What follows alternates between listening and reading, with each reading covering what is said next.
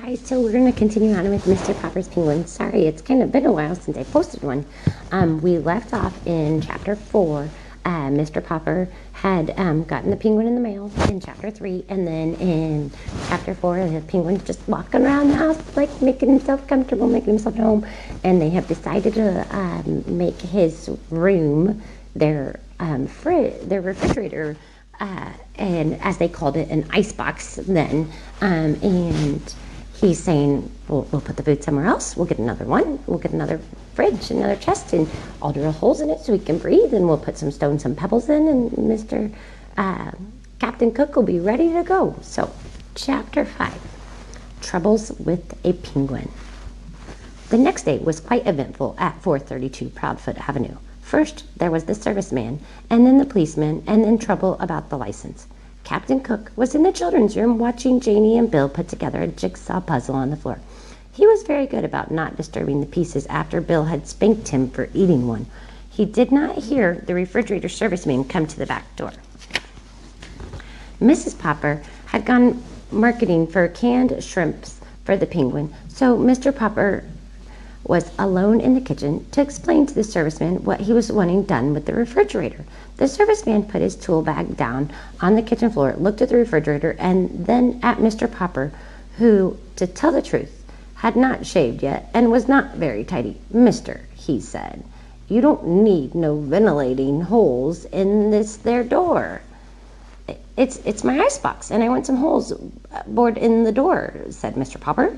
They argued about it for quite a while. Mr. Popper knew that to get the serviceman to do what he wanted, all he had to do was to explain that he was going to keep a live penguin in the icebox, and that he wanted his pet to have plenty of fresh air, even though the door was closed all night.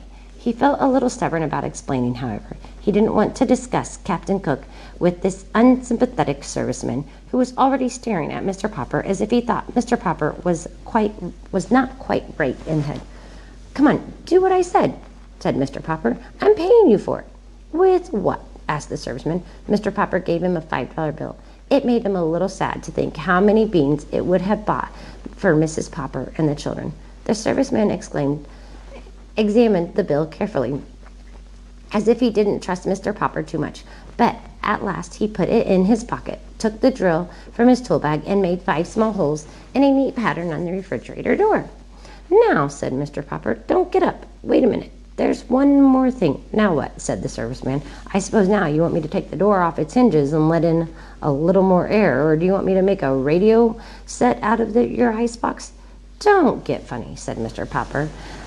"That is no way to talk. Believe it or not, I know what I'm doing. I mean, having you do. I want you to fix an extra handle on the inside of that box so it can be opened from the inside." "That," said the serviceman, "is a fine idea.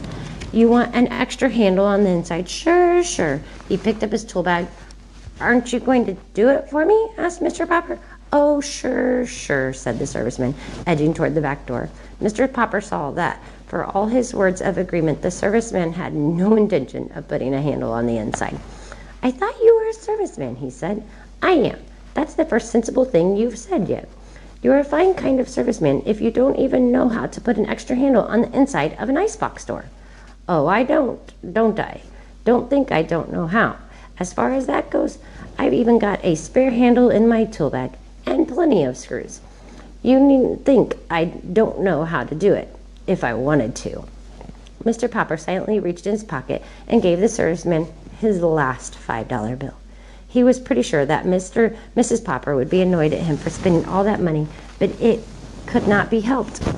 "Mister," said the serviceman, "you win. I'll fix your extra handle, and while I'm doing it, you sit down on that chair over there facing me where I can keep an eye on you." "Fair enough," said Mr. Popper, sitting down. The serviceman was still on the floor, putting in the final screws that held the new handle in place, when the penguin came out to the kitchen on his silent pink feet. Surprised at seeing a strange man sitting on the floor, Captain Cook quietly walked over and began to peck him curiously. But the serviceman was even more surprised than Captain Cook. "Ork," said the penguin, or perhaps it was the serviceman. Mr. Popper was not sure just what had happened when he picked up himself and his chair a moment later. There had been a shower of flying tools, a violent slamming of the door, and the serviceman was gone. These sudden noises, of course, brought the children running. Mr. Popper showed them how the refrigerator was now all remodeled for the penguin. He showed Captain Cook, too, by shutting him inside it. The penguin at once noticed the shiny new inside handle and bit it with his usual curiosity. The door opened and Captain Cook jumped out. Mr. Popper promptly put Captain Cook back inside and shut the door again to be sure that the penguin learned his lesson. Before long, Captain Cook became quite skillful at getting out and was ready to be taught how to get inside when the door was shut. By the time the policeman came to the back door, Captain Cook was going in and out of the refrigerator as easily as if he had lived there in one all his life. There's a picture of the serviceman running out the door. All right, that's it for chapter 5.